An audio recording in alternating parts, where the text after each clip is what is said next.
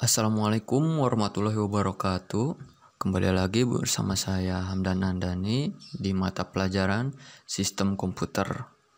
Nah, kali ini kita akan membahas materi yang ke-9, yaitu menganalisis memori berdasarkan karakteristik sistem memori. Tanpa berlama-lama lagi, langsung saja kita masuk ke dalam materinya. Pertama, kita akan membahas sistem memori. Sistem memori atau memori adalah komponen-komponen elektronik yang menyimpan perintah-perintah yang menunggu untuk dieksekusi oleh prosesor. Data yang diperlukan oleh instruksi tersebut dan hasil-hasil dari data yang diproses. Jadi maksud dari sistem memori ini yaitu adalah komponen-komponen elektronik. Jadi si sistem memori ini merupakan komponen-komponen elektronik di mana dia itu menyimpan perintah yang menunggu dieksekusi oleh prosesor. Jadi prosesor di sini dia mengeksekusi dari sistem memori ini di mana data yang digunakan dalam sistem memori itu diperlukan oleh instruksi. Dan instruksinya itu untuk memproses hasil-hasil dari data.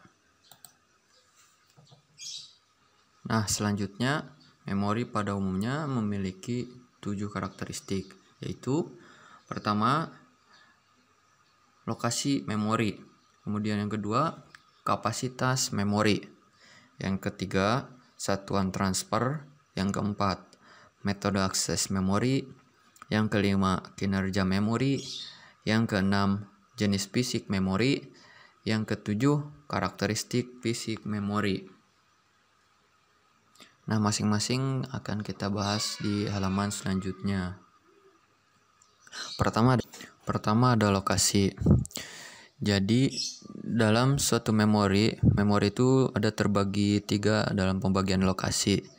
Di mana memori lokal biasa itu berada dalam CPU dan memori internal berada di luar CPU, namun sifatnya internal pada sistem komputer.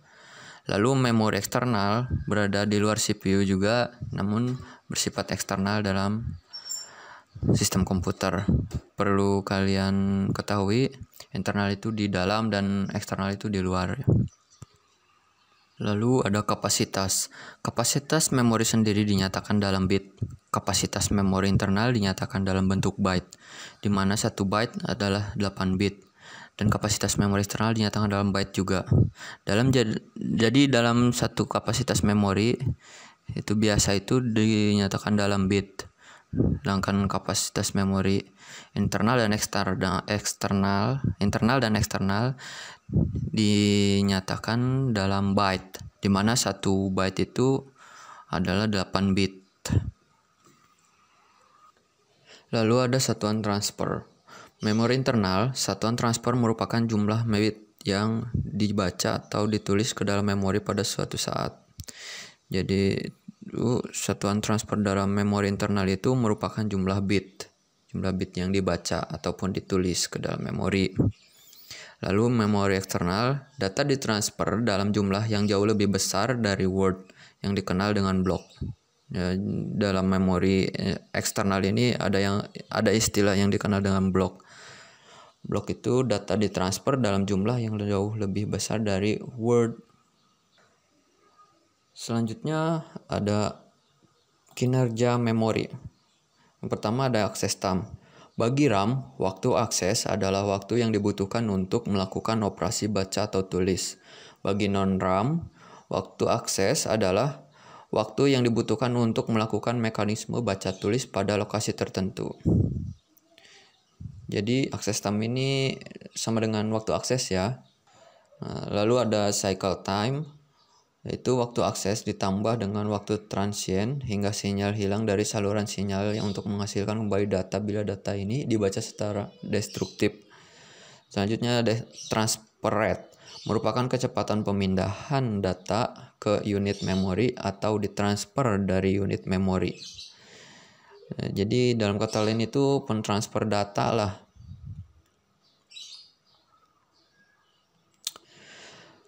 Selanjutnya tipe fisik memori, di mana dibagi menjadi 2, yaitu memori semikonduktor. Memori ini memakai teknologi LSI atau PLI Memori ini banyak digunakan untuk memori internal, misalnya RAM. Selanjutnya memori permukaan magnetik.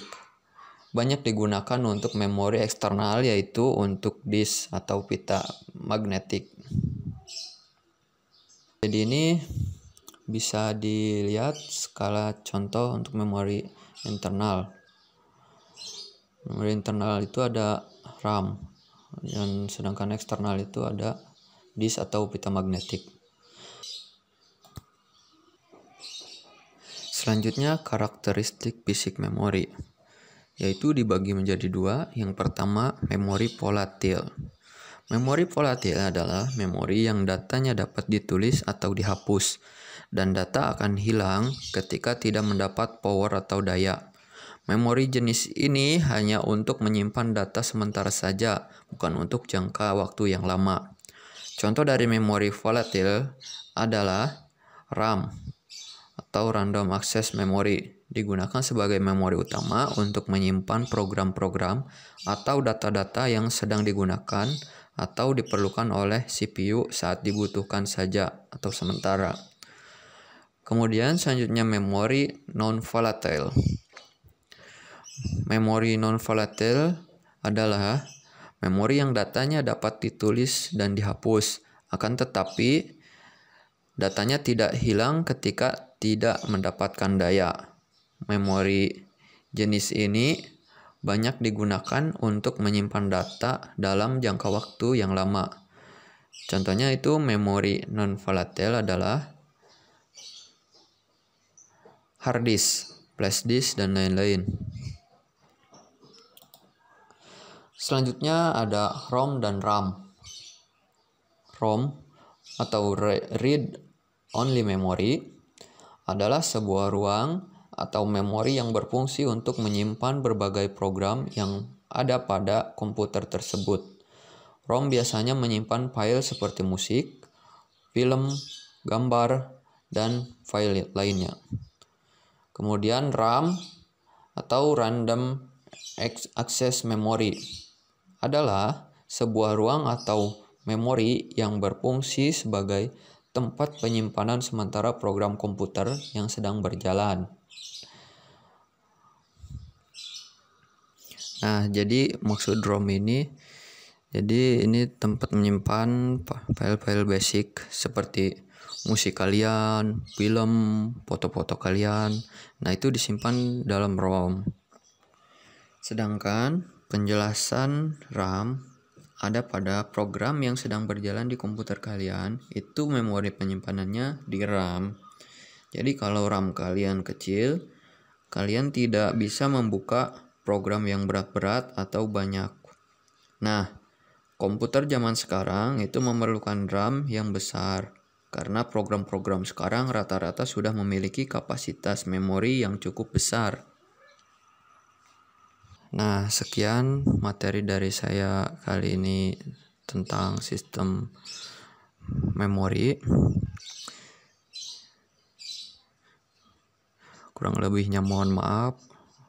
Billahi taufiq wal hidayah. Assalamualaikum warahmatullahi wabarakatuh.